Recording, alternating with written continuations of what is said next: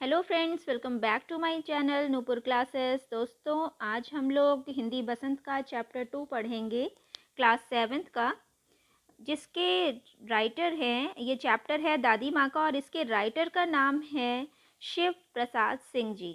शिव प्रसाद सिंह जी अपनी बचपन की घटना को का वर्णन यहाँ पर कर रहे हैं और अपनी दादी माँ को याद करते हुए जब वो उनका पत्र, उनकी मृत्यु का जो पत्र उनके पास आया था उसको पढ़ रहे थे, तो वो बिल्कुल अपने बचपन के दिनों में खो जाते हैं। तो आइए इस पाठ को पूरा ध्यान से सुनते हैं।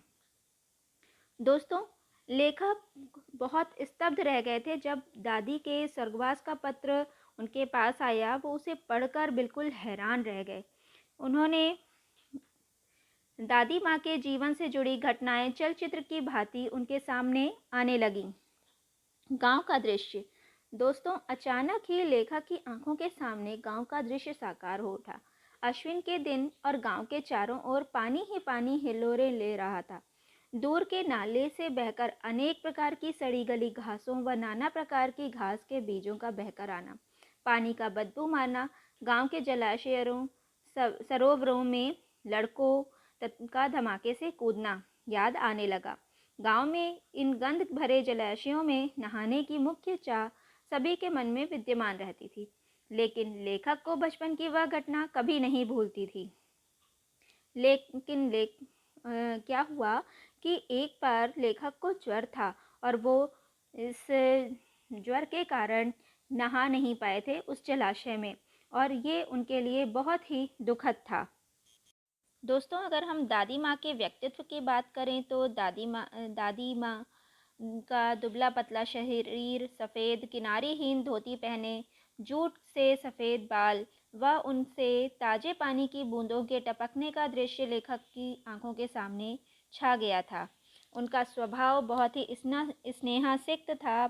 जब लेखक बचपन में एक बार बीमार हो जाते हैं तो बार बार उनके माथे, पेट और पाँव को छूना व ज्वर मालूम करना, दिन रात उनकी चारपाई के पास बैठना, चबूतरों की मिट्टी लाकर माथे पर लगाना व मुंह में डालना, पीपल की छाल से पानी छौंकना, वैद्य की दवाइयाँ देना, लेखक ही नहीं, गांव का कोई भी सदस्य अगर बीमार हो जाए तो उसे पूरी दवाइयाँ व इलाज बताना उनके दूसरों के प्रति स्नेह को ही दर्शाता है।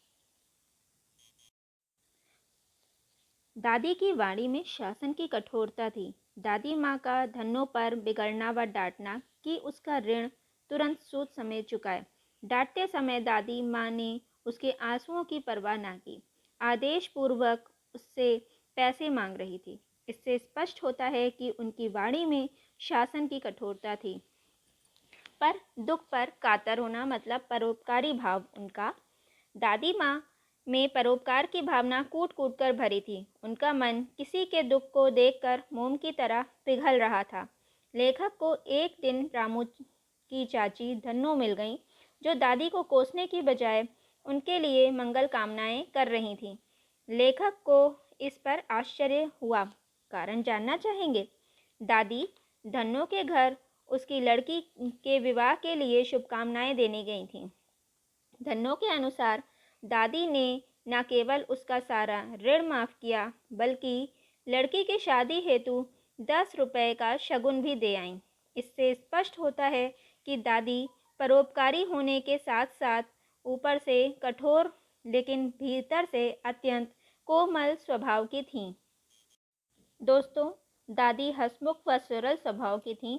किशन भैया की शादी के समय जब केवल औरतें ही गाना और अभिनय में व्यस्त थीं, तो लेखक बीमारी के कारण व भाई के विलंब होने के कारण बारात में नहीं जा सके, तो दादी ने दोनों को चुपके से चादर उड़ाकर सुला दिया। परंतु भेद खुलने पर दादी ने उनकी रक्षा की व औरतों को डांट दिया। इस प्रकार दादी हंसमुख व सरल स्वभाव के कारण सबकी आदरणीय थीं। दादी को बड़ों का दायित्व व भविष्य की चिंता बहुत थी। पति की मृत्यु के बाद एक दिन जब दादी ने पुत्र और पोते को घर की गरीबी पर चिंतातुर देखा, तो वह तुरंत अपने संदूक से सोने का कंगन निकाल कर ले आईं। ये कंगन उनके पति की अंतिम निशानी थी। उन्होंने कहा कि यह इस मजबूरी में काम आ सकता है। उस समय लेखक को दादी एक देवी के समान प्रतीत होती हैं। दादी का व्यक्तित्व बहुत ही प्रभावशाली था। वैसे तो यह माना जाता है कि दादी माँ कोई भी काम नहीं करती, लेकिन घर का व बाहर का सभी कार्य दादी माँ के बिना अधूरा रहता था। छोटे बड़े कामों व सलाह अनिवार्य थी।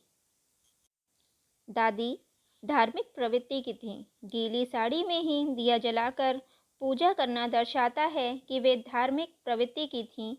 दादी की यादों से व्याकुल होकर वर्तमान में लौट रहे थे लेखक जी। दादी माँ की मृत्यु का पत्र पढ़ते ही लेखक के सामने दादी का चित्र सजीव हो उठा था। वह उनको याद करके एकदम उदास हो गए थे।